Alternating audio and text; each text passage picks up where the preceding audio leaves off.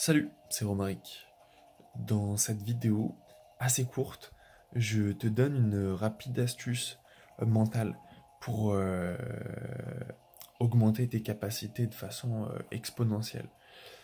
En fait, tout commence avec le constat que, par exemple, quand tes yeux reçoivent des informations, ils reçoivent des stimulations plutôt, ils reçoivent euh, ils sont sensibles à une certaine longueur d'onde et ils reçoivent d'informations comme ça. Euh,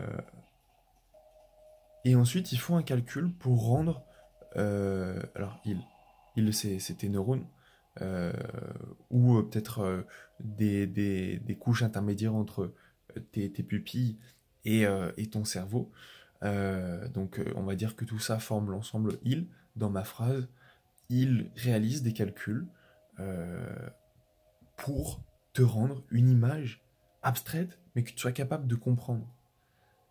En réalité, il y a une quantité incroyable de petits calculs comme ça, de petites transformations de ces ondes que tu reçois, pour qu'elles soient captables par ta conscience. Voilà. Donc, moi, ce qui m'intéresse, c'est le nombre de calculs que tu fais. Euh, Par exemple, c'est assez pénible de soutenir une attention focalisée sur des petits trucs. Ou, par exemple, quand il y a beaucoup de changements autour de toi, ça fait un très grand nombre de calculs. Ne serait-ce que pour l'ajustement, la luminosité, pour, pour plein de choses, quoi. Et je pense, voilà, et là on arrive dans la partie, c'est mon hypothèse, ma thèse, mais je dirais que de manière empirique, j'arriverai à le valider pour moi, donc peut-être que tu peux me faire un retour. En réduisant la quantité de stimuli, de transformation, de mouvements, etc.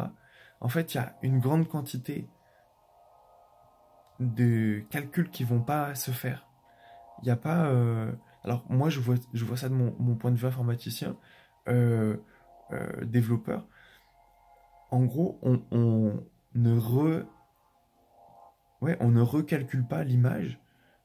À chaque fois, on réduit la quantité euh, de recalcul en fait des parties de l'image que tu vois. Donc, je suppose que déjà ça libère une partie des capteurs. Donc sans doute ça les fatigue moins.